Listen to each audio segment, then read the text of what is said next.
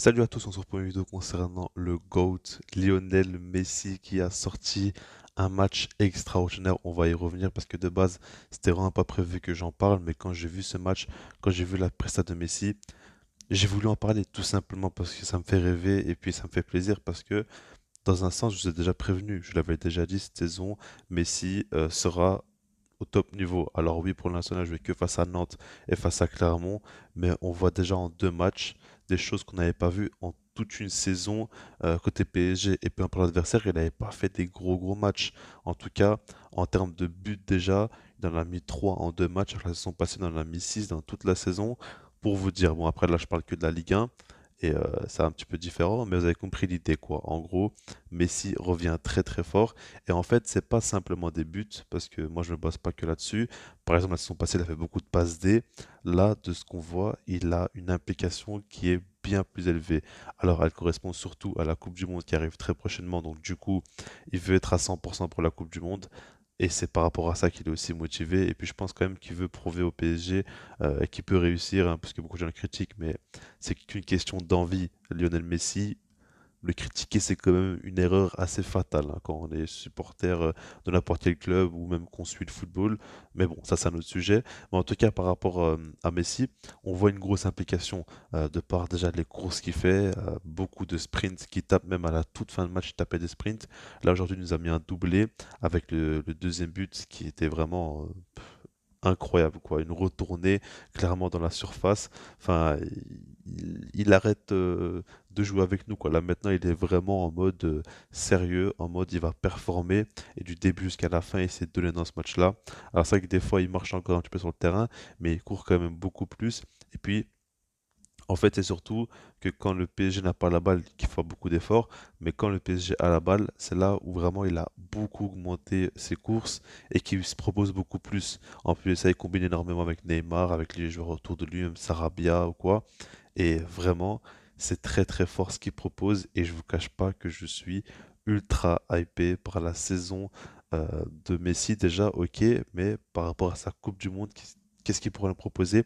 J'attends avec impatience. En tout cas, moi je vous le dis, je l'avais déjà dit, je vous le redis encore une fois maintenant, je pense vraiment qu'il pourra nous faire une grande saison, qu'il pourra marquer beaucoup de buts déjà pour satisfaire les gens qui ne suivent le football que par les statistiques.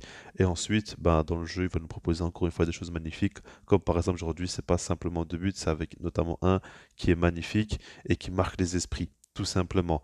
Maintenant, on peut parler un peu du PSG et honnêtement, je l'avais déjà dit aussi. Alors, c'est pas pour faire le gars, oui, je vous préviens à chaque fois, mais c'est vrai, j'en avais parlé et j'avais dit que cette saison, je sens que le PSG est quand même beaucoup plus sérieux, que le mercato est plus intelligent, etc. Alors, ok, pour l'instant, on voit simplement un match de France face à Nantes et là, un match face à Clermont qui joue sa deuxième saison de suite en Ligue 1. Enfin, c'est pas non plus, voilà quoi, c'est pas non plus des matchs ultra représentatifs, c'est pas non plus méchant contre eux, mais vous avez compris quoi, le PSG aspire quand même à viser plus haut.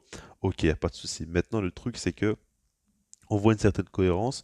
Et puis, je trouve que par exemple, l'apport d'un Mukele, c'est ultra intéressant parce que ce gars-là, il peut t'apporter donc le nombre dans la défense centrale, mais il peut aussi être le remplaçant d'Hakimi. Donc, c'est un gars vraiment de banc qui pourra beaucoup t'apporter, même quand il est titulaire, il pourra aussi être très bon. Honnêtement, pour moi, c'est une super recrue.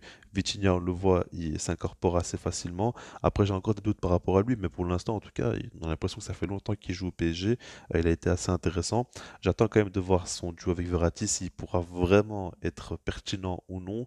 Mais en tout cas, pour l'instant, il montre de très belles choses. Puis Verratti aussi, même si qu'on l'a vu fumer il n'y a pas si longtemps que ça, il fume encore des cigarettes alors qu'il est censé être joueur pro.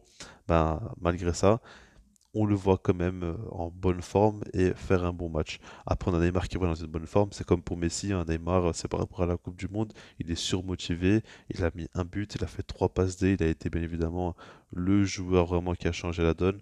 Après, Messi aussi a été très bon, mais je pense que Neymar a vraiment fait un très gros match. Ça, il faut le souligner. Mais honnêtement, on a quand même une compo à trois défenseurs avec les pistons qui ont plus de liberté offensive et qui reçoivent plus de ballons. C'est beaucoup plus cohérent. Putain, Messi et Neymar qui sont plus concentrés dans le jeu. En fait, Galtier a apporté la cohérence qu'on attendait au PSG avec cet effectif-là, bien évidemment, qu'il fallait un 3-4-3 et qu'il fallait pas autre chose, tout simplement. Donc du coup, c'est une équipe à suivre. Moi, je ne vous cache pas que pour l'instant, je les mets vraiment pas dans mes favoris pour la Ligue des Champions, mais je trouve déjà que c'est plus cohérent. Et ce que j'ai toujours dit, c'est que le PSG dois d'abord être cohérent avant de viser quoi que ce soit. C'est vraiment la première étape. Après, là, tu vas commencer à viser plus haut petit à petit et tu vas monter en puissance dans la saison pour pouvoir aspirer à gagner la Ligue des Champions. Pourquoi pas? Ok. Mais en tout cas, pour l'instant, il faut déjà se baser là-dessus. Parce que en fait, tu peux avoir un maximum de très bons joueurs, mais s'il n'y a aucune cohérence, tu les fais jouer n'importe comment, bah ça ne sert à rien au final. Donc voilà. Je sais pas vous ce que vous en pensez par rapport au niveau de Lionel Messi, par rapport aussi au PSG, ce qu'il propose jusqu'à présent, et puis sinon moi je vous dis peace.